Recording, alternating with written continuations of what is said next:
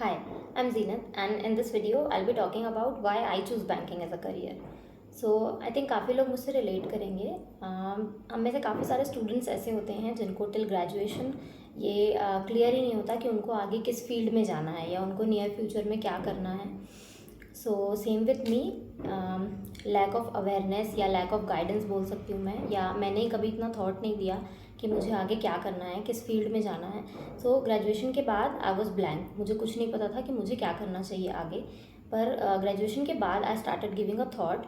तो मेरे सामने कॉम्पिटिटिव एग्ज़ाम्स एक बहुत अच्छा ऑप्शन था कि हाँ, मैं कॉम्पिटिशन एग्ज़ाम्स की तैयारी कर सकती हूँ, पर उसमें भी बहुत कन्फ्यूजन था कि इतनी सारी चीज़ें हैं, एसएससी है, बैंकिंग है, इंश्योरेंस सेक्टर है, या स्टेट पीएससी के एग्ज़ाम्स हैं, मैं क्या कर सकती हूँ। मैंने स्टार्ट किया सारे चीज़ों के बारे में थोड़ा थोड़ा सा नॉलेज लेना कि वर्क कल्चर कैसा रहता है और प्रिपरेशन कैसे करनी होती है, सिलेबस क्या है, एग्ज़ाम पैटर्न क्या है, कितना टाइम लगता है। ये सारी चीज़ें स्टडी करने के बाद जो चीज़ मुझे समझ में आई, जो मेरी फर्स्ट इंसाइट थी, वो ये थी कि बैंकिंग का सिलेबस छोटा है और इसमें अपॉर्चुनिटीज़ बहुत सारी रहती हैं, क्योंकि ऑफकोर्स साल में 6 एग्ज़ाम्स होते हैं अगर IBPS SBI के कंसिडर करें, PO क्लर्क सारे मिला के। तो मेरे पास 6 अपॉर्चुनिटीज़ होंगी, तो मुझे लगा कि ये एक ऐसी चीज़ है जो कम टाइम में शायद मैं कर सकती हूँ। मैंने और ज़्यादा थॉट नहीं दिया और मैं बैंकिंग की प्रिपरेशन करने के लिए स्टार्ट कर दिया मैंने। लेकिन क्योंकि अंदर से उतना मोटिवेशन और डेडिकेशन नहीं था टू बी अ बैंकर, मैं एक बहुत ही कैजुअल अप्रोच के साथ पढ़ाई कर रही थी। और ये मुझे समझ में आया जब मैंने स्टार्ट किया अपने पहले प्रीलिम्स देना, पहला दिया, दूसरा दिया, वो नहीं निकला। और साथ ही साथ मैं बैंकिंग और फाइनेंशियल सेक्टर के बारे में पढ़ भी रही थी। तो जैसे जैसे मैं पढ़ती गई बैंक्स के बारे में, बैंक क्या होता है, बैंक का काम क्या होता है, बैंक्स आपको क्या ऑफ़र करते हैं, फाइनेंशियल सिस्टम कैसे काम करता है, बैंक फाइनेंशियल सिस्टम में क्या इनपुट देते हैं, वो कैसे इम्पोर्टेंट हैं। बैंक्स और फाइनेंशियल सिस्टम के बारे में पढ़ के मुझे ये समझ में आया कि एज अ बैंकर आप देश के फाइनेंशियल सिस्टम का एक हिस्सा हो, तो आप कहीं ना कहीं देश के ग्रोथ के लिए काम कर रहे हैं। जैसे जैसे मैं बैंक्स और फाइनेंशियल सिस्टम के बारे में पढ़ती गई, मुझे ये चीज़ रियलाइज़ होती गई कि बैंक्स हमारी सोसाइटी के लिए कितना क्रूशल रोल प्ले करते हैं। उस रोल को प्ले करने के लिए as a banker you are the medium. अगर बात करें एक मिडिल क्लास व्यक्ति की, like I belong from a middle class family, मुझे जितना समझ में आया है वो ये है कि एक मिडिल क्लास इंसान की जो भी नीड या वांट्स होती हैं, उसमें से काफ़ी कुछ जो है वो फाइनेंस के अराउंड पूरी हो जाती हैं।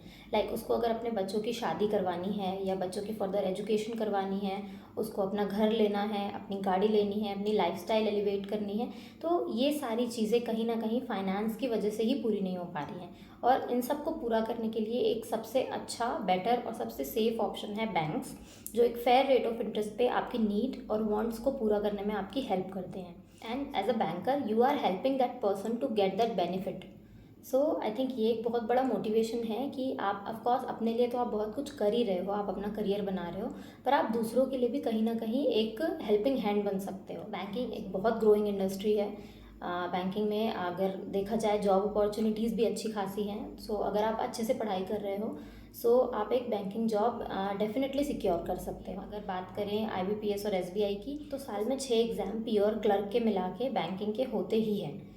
आपके पास देखा जाए तो 6 अपॉर्चुनिटीज़ होती हैं to get a bank job और to be a banker. Cause the salary factor, क्योंकि स्टार्टिंग में आपको एक बहुत अच्छी सैलरी प्रोवाइड की जाती है बैंक की तरफ से, एंड बैंक का वर्किंग कल्चर भी बहुत अच्छा है। लास्टली अगर मैं आप लोगों को कोई एडवाइस देना चाहूँगी तो मैं बस यही कहूँगी कि आप सारी फील्ड्स में से अपने लिए एक फील्ड चूज़ करिए और डेडिकेटेडली उस फील्ड के लिए आप मेहनत करना स्टार्ट करिए, क्योंकि ये करना मुझे सही नहीं लगता कि आप हर तरह के एग्ज़ाम्स दे रहे हैं और सभी एग्ज़ाम्स के लिए तैयारी कर रहे हैं। तो उसमें क्या होता है कि आप किसी एक एग्ज़ाम के लिए पर्टिकुलरली उस पर मेहनत नहीं कर पाते और उसमें अपना पूरा फोकस से आप प्रिपरेशन नहीं कर पाते हैं। बेटर है कि एक चीज़ आप चूज़ कर लीजिए कि आपको ये बनना है, और उसके बाद आप उसके लिए प्रिपेयर करना स्टार्ट करिए। आई थिंक वो एक बेटर डिसीजन होगा। आपको बैंकिंग क्यों चूज़ करना चाहिए?